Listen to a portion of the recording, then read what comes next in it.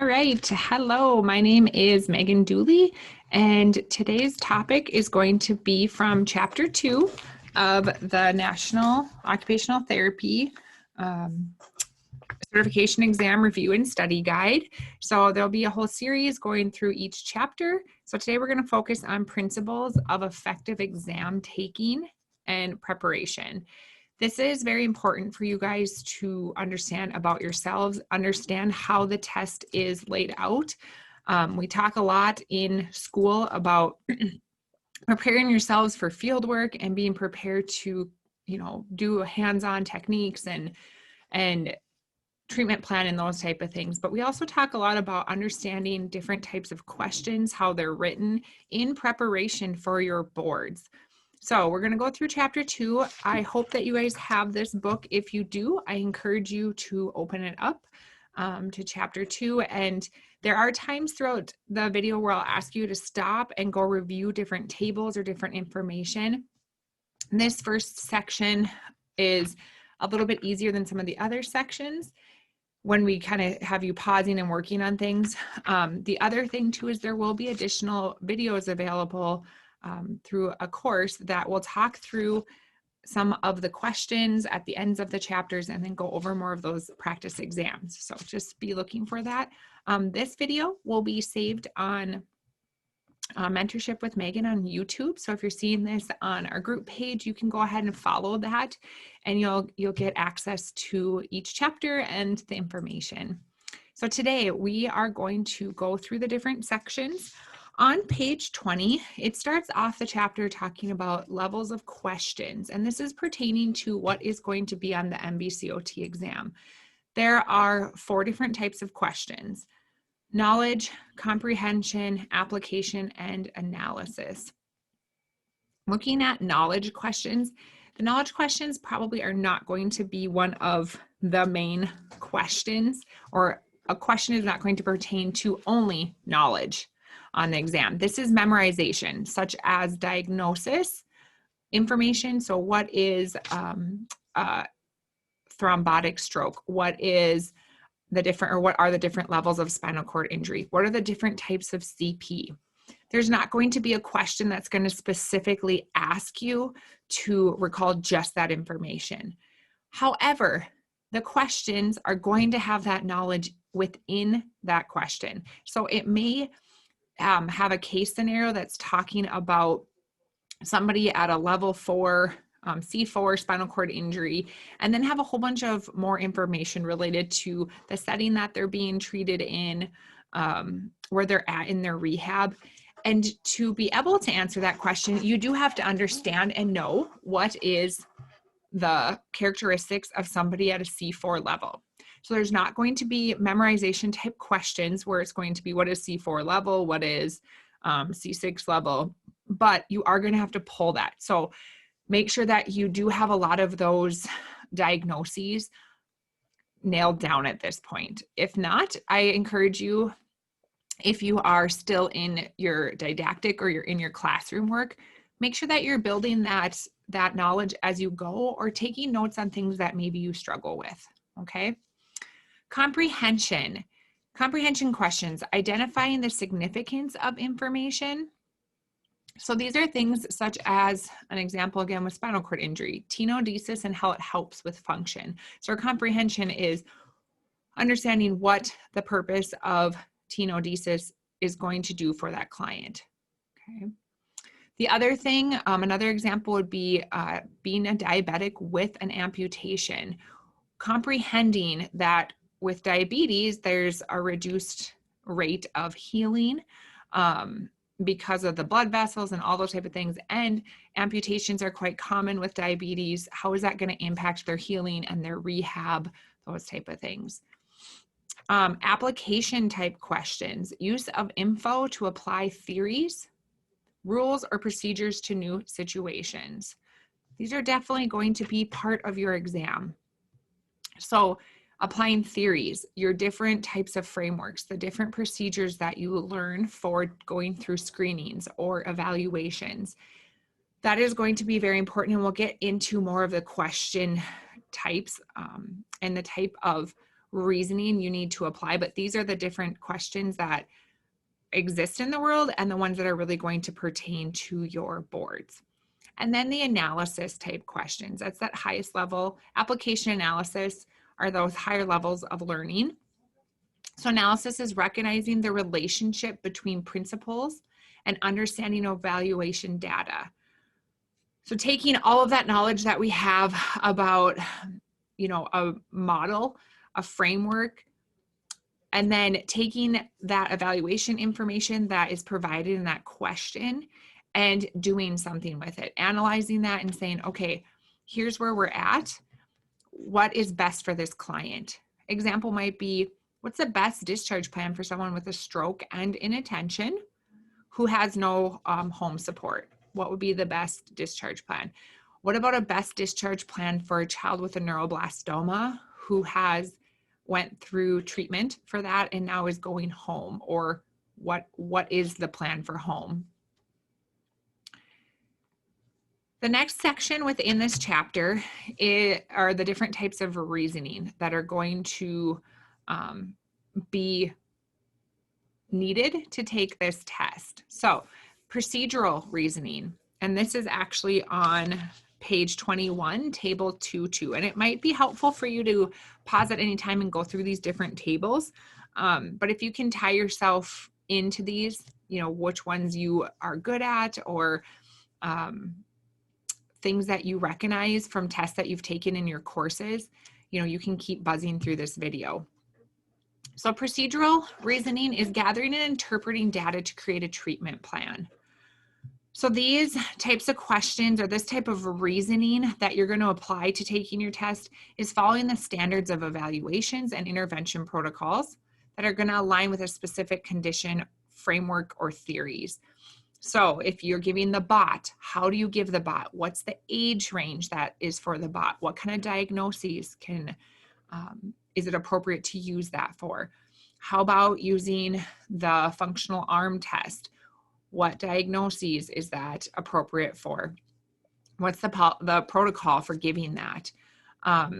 There's all sorts of evaluations and assessments out there. So make sure that as you go through the book, each chapter that focuses on a specific topic is going to give you a list of common assessments that you should be aware of. If you see those and you don't know how to give that assessment, or you don't know the population or the type of scoring it has, I encourage you to create a table that has all of that information across that, and that can be a quick reference for you, because there are going to be questions that are going to require you to understand that type of reasoning. They score 10 out of 30 on the mini mental. What does this mean? Okay.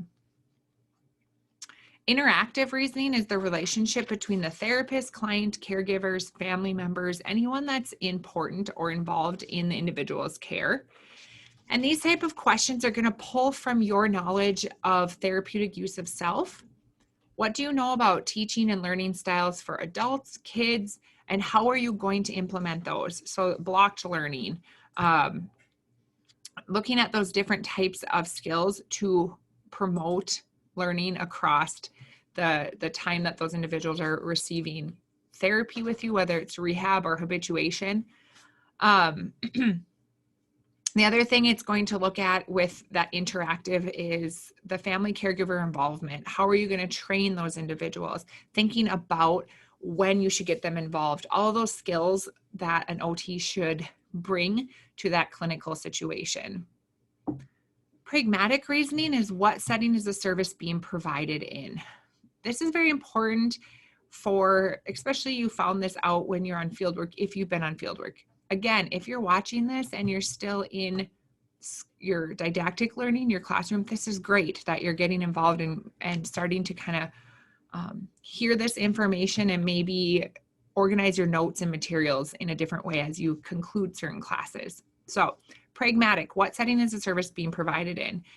These types of questions are going to pull from your knowledge of client factors, the time frame in that setting. So how long are people often in acute care versus inpatient rehab versus outpatient? What does it look like for a child who's in the school setting? How long is their treatment plan? How often do we have to do a progress note. What does the type of note writing look like in the different settings? What are the legal parameters for each setting? So what does Medicare say? Because you do learn a lot about Medicare and the rules for Medicare across different settings. And then referral options from each of those settings. So if you're in the school setting, what does that referral option look like versus somebody with a stroke who is discharging from inpatient rehab? Are they going to get home health? Are they going to go to outpatient? Are they going to have Meals on Wheels come to their home? So that's kind of that pragmatic type of reasoning. And you're going to see that in questions where it's going to provide you a scenario where somebody may be discharging, or somebody may, maybe there's a question about what type of goal is appropriate for an individual with a traumatic brain injury who has just been placed in inpatient rehab, and this is their level of assistance. Okay. The final type of reasoning would be conditional. And this is going to pull from your knowledge and have you think about the client and how they're going to interact in the different contexts following discharge. So really what conditional reasoning is having you look at is, how is this condition going to impact their life? Are they going to be able to live at home? What is that going to look like? What type of supports are they going to need? So that's a lot of that discharge planning, or what's next, or what is long-term for that individual. The next section that I want you guys to look at would be table 2-3. And this is a table that is very important as you plan out your study sessions. So what this table is looking at is the psychology of successful test taking. So you want to identify what skills you already possess for test taking and which ones you may struggle with in preparing for this exam. I encourage you to star them, make a note to revisit them when following practice exams or attending a prep course. Why is that? That psychology piece of taking an exam can really impact, can help or hinder our success in an exam. And there's such things on here as the psychology of knowing that I have control. Only I can control my future. Self-esteem, you're a person capable of excellence. Remembering your personal and academic achievements, OT academic coursework and fieldwork are demanding. Give yourself well-earned credit for your success. These are just different topics on here, but I really want you to go through and identify where you may have some lacking of confidence or ability to encourage yourself or motivate yourself. Take notes of that, and if you need to, you can reach out to ask how you can maybe improve some of those areas. It might be mindfulness. It might be buddying up with somebody to review for the exam that maybe possesses some of those good or some of those skills that you may lack a little in, and building off of each other. So right now, I encourage you to pause this video. I want you to read through those different, or table 2-3, and just, you know, take a note or jot down at the front of a binder or whatever, which ones you have and how you use those during test taking, and ones that maybe you don't possess and how those hinder you during a test.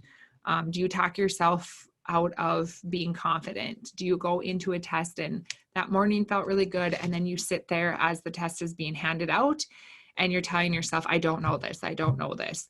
Some of that self-talk. So again, write that down, and I encourage you, if you have questions about that or want some strategies for that, just reach out to me in the email listed below, or on the Mentorship with Megan group page on Facebook. The next thing I want you to do is I want you just to look at how to review and how to study for exams. Some of you may have made it a blessing through school that you have not had to maybe study a lot. You learn a lot through the lectures. You apply in lab and it just kind of clicks for you. When reviewing for this exam, it's going to take a form of understanding your study strategies. Do they work for you? And adding some of the strategies listed in the book. So these are really covered on page 22 and 23 into page 24.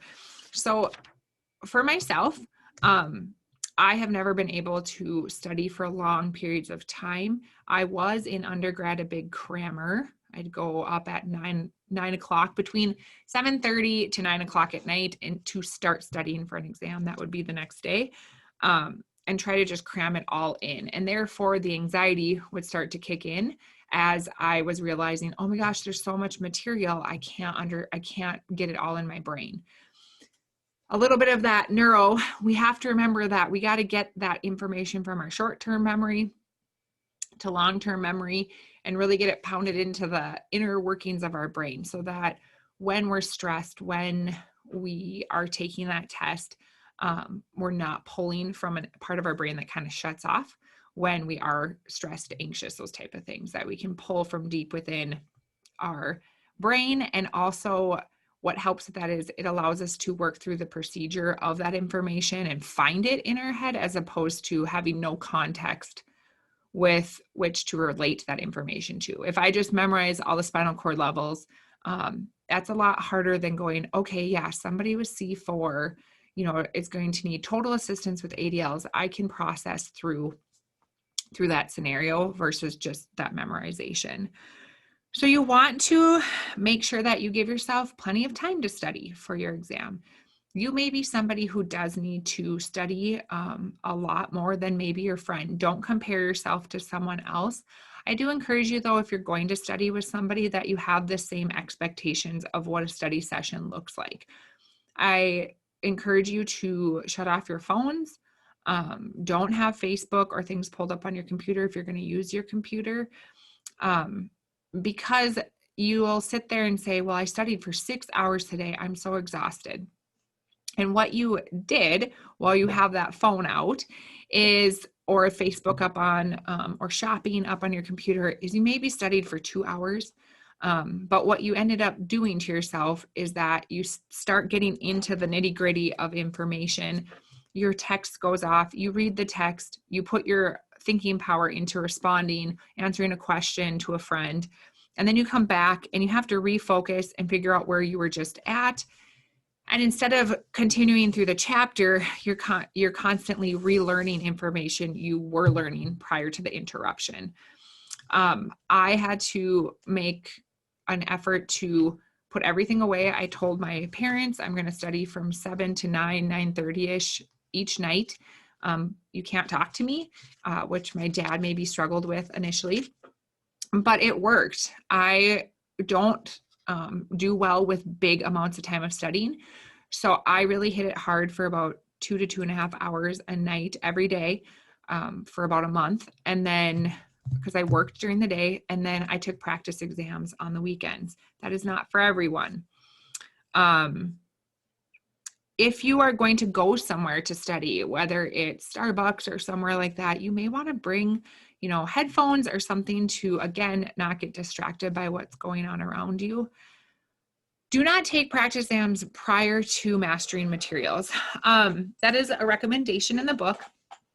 And I'll tell you, it depends again on your psychology and where you're at. If you're taking the practice exam, and I say this because I was not the one that followed that. I actually took a practice exam. I maybe studied for 2 weeks or a week and a half, and then I took a practice exam.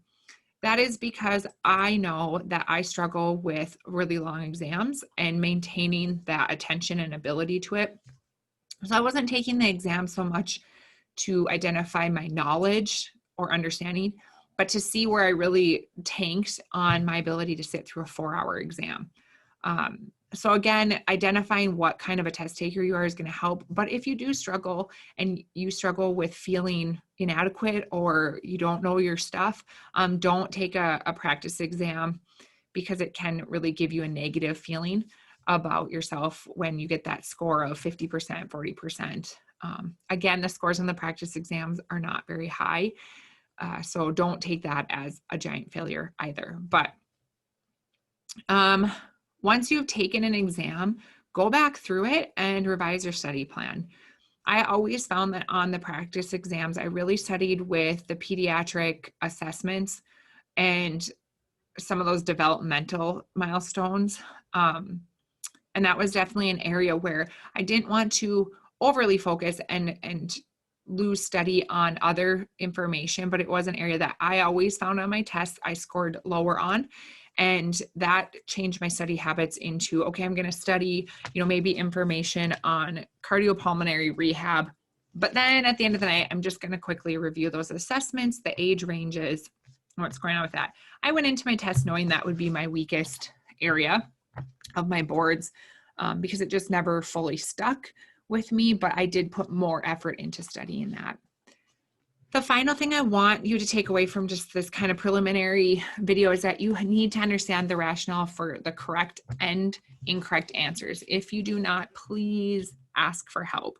They have great rationales in the back of the book for each practice exam. But sometimes it still doesn't click for you because of either the way it's written or just not fully understanding it. And that's okay, but don't skim over it and don't say it's fine. And don't memorize it. Okay. Your exam is not going to look anything. It's not going to be these questions. This isn't a study guide of, it might just tweak a little bit about this question. Your exam has the same types of questions, but memorizing this information again is going to put it more in that frontal short-term memory, and you're not going to be able to work through, clinically reason through the answers when you're taking your exam. So please, if you do not understand one question, post it in the Facebook group, ask me personally, and we can meet and talk about it, but don't skim over that section. So the next section next thing I want you to do, I want you to take a minute here and look at table 2-4. So I want you to pause in just a second. This talks about your personality types. Okay, so you really need to identify what kind of personality type you have. Write that down or mark it along with the psychology that you possess, because the personality type is going to really give you strategies of how to take the test or how to prepare for the test. I used to be a rusher. I still am a rusher. Just took a test last week that I had 2 hours for, and I was done in 33 minutes. And what I always notice is I miss keywords. So when I studied for my boards, I had to make sure to implement a strategy that was going to slow me down through reading questions. And what that was writing down, it's on the computer. So I had a little whiteboard that they gave me, and I had to write down the keywords on the whiteboard. I made myself do that. Otherwise, I would just read really, really fast and miss very simple things like the word screening or evaluation or discharge, and it would lead me to the wrong question. The turtle, I have worked with a lot of students who are overly slow and methodical in test taking, reads and rereads exam item details, misses themes of exam items. This is where it does say you should take practice exams in a timed manner to establish a pace, and then give yourself a break as well in there. This was one for sure that I met with students quite often on how to improve that speed, because they often were in my classes and I had to take their exam after the allotted time for it. But if you are that person, no matter what program you're in or what stage of school you're in, seek out somebody to help you increase those strategies to work through taking tests faster. There's the second guesser, the lawyer, the procrastinator. So identify where you're at, and there's some really nice strategies listed there that you should implement into the core of how you're going to study for your exam. So I want you guys to go ahead and pause and review table 2-4. The last 2 areas that I'm going to talk about, it's just one main area of topic, but then I'm going to have you look at one more table. So we're going to look at critical reasoning, and this is going to help you identify what these questions on this exam are going to focus on. So there are 5 different types of critical reasoning: inductive, deductive, analytical, inferential, and evaluation. The nice thing about this is as you guys take exams, or at the end of each chapter, there are different review questions to look at. You can really identify in those review questions, you can mark next to them what type of reasoning that had you or required you to use. And that might help you identify where you struggle with your clinical reasoning and which types of clinical reasoning. We all struggle with different types. So inductive reasoning is going to be the first one. So these are actually discussed between page 26 and then all the way through the end of the chapter with a nice table at the end on page 30 that I'll have you guys review after this discussion. So inductive reasoning, reasoning in specific situations and moves to more generalized situations. So you guys learn how to reason in class in a very specific situation. This person has a left CVA and they have right hemiplegia, they're meniscus for transfer, da da da da. Then it's going to ask you, what goal would you write, or what, something like that, or what treatment strategy. But then it's going to have you generalize that information and move it to a broader situation. Now, the nice thing about this is that it grows our skills and our abilities to implement strategies across a variety of populations. The issue for this that happens when people are taking this exam is that we generalize too broadly and we miss important information specific to that question. So just because you know that, here's a great example, hemi dressing techniques, learn them, you practice them, they're for somebody with a CVA, they're great, they help them dress. So I read a question about what would be the best dressing technique for somebody with a CVA, and you hurry up and find hemi dressing. However, in that situation, you just read that they have recently had a back surgery and they had the stroke during a back surgery. Okay, how is that going to change hemi dressing techniques? So then you're going to have to look through and find information that's going to help you maintain spinal precautions. So that's kind of an example of how you can overgeneralize information and miss some critical details in that question. Deductive reasoning are facts, laws, rules, and you have to know this stuff. We talked about that earlier. It's specific to different procedures, your evaluations, the different frameworks and models that you may use. And what you need to use, take away from this for your exams is what would be the best option. Okay. So deductive reasoning is identifying what is the best. And you need to think about it in that specific situation. So this kind of comes back to that inductive reasoning again. You don't want to just jump to something without fully reading the question. But again, this is going to ask us what would be our procedure for evaluating that person. What framework are we going to use for somebody that's just had a TBI?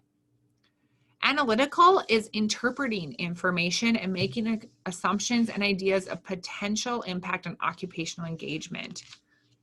Okay. Interpreting, making assumptions. Remember, we're always making hypotheses or assumptions, not just for research, but every single time that we read a new referral before we ever even see the client. And then after we've done an evaluation and we're writing goals, we have to make assumptions about how far they're going to go with treatment and how independent they're going to be in their occupations.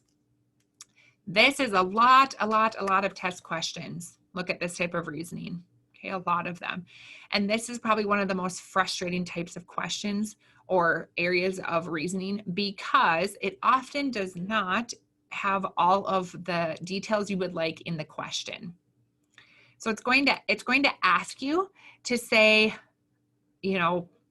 what's the potential outcome for this person? You're reading the question and you start thinking about a specific situation you had on field work or a scenario, and you're like, but I knew this, and this about that information. Or we did this other assessment that told us more about their occupations or more about their likes and dislikes. They don't give me that information. What am I supposed to do? Take the question at face value, take that information and make, the best answer, pick the best answer out of that information and try to keep all of those ideas or scenarios that you're used to out of that situation, because that can cause you to really second guess or not be able to identify that correct answer because you'll tell yourself it's missing information. So again, analytical is a huge part of this exam for reasoning. And then inferential, drawing conclusions off of facts, concepts, rather than direct observation. So getting a bunch of evaluation data prior to even seeing somebody, reading their chart. All right, this person had right CVA, they have diabetes, they're a previous amputation below the knee. What am I going to infer from those facts? I'm going to infer that they probably have a prosthetic. They have left hemipresis. They may have visual deficits. What am I going to say about their chances of full recovery or their rehab potential? That is what those type of questions are going to ask you. Infer what you think to be true, but we know because you've been on field work or because you are learning this in school that nothing is 100% guaranteed to make a full recovery or to follow that exact guideline. So if you get these questions, you need to tell yourself, okay, I'm going to say that in my mind, what would be the 100% best situation of this, okay? Or the 100% most likely thing to happen if everything falls into place. Choose that answer, all right? And then finally, we have the evaluation reasoning. This is adding value or merit to an argument. So this is two different people having maybe educated opinions, different philosophies or thoughts about a situation, and you're going to value that argument. These are going to be seen in the form of ethical dilemma type questions. You guys have had information, or you should have information in your course, time in your courses, that asks you to determine what to do with somebody that's on Medicaid who really, really needs a particular treatment but doesn't qualify for it. What's the ethical dilemma in that situation? What should be done for that person? So evaluation reasoning is going to really equal ethical dilemma type questions. So just about finishing up this section, the final thing that you'll want to do is pause or just stop the video and review table 2.5, which is at the end of this chapter, to really identify where you struggle and what type of clinical reasoning is your strength and what type of clinical reasoning may be your weakness. There's some great questions. Do you tend to misinterpret information provided? Do you have difficulties with thinking about clinical conditions and practice situations, how they may evolve over time? So do you struggle with what happens at the end? What are we thinking about from the beginning to the end? So review that, jot down where you may have questions. There's some really great preparatory strategies in there that are going to help you identify which chapters to focus on if you star that you struggle with analytical or you struggle with inferential reasoning, and then you can focus in on those. So be honest with yourself in this situation. Be honest with yourself at where you're at as a test taker. This does not determine the type of OT that you are. This does not define you as a great OT, not a great OT. This doesn't define your ability to work in your dream job in peds or adults or a spinal cord rehab center. It doesn't do that. This is about taking tests and how are your skills at taking tests.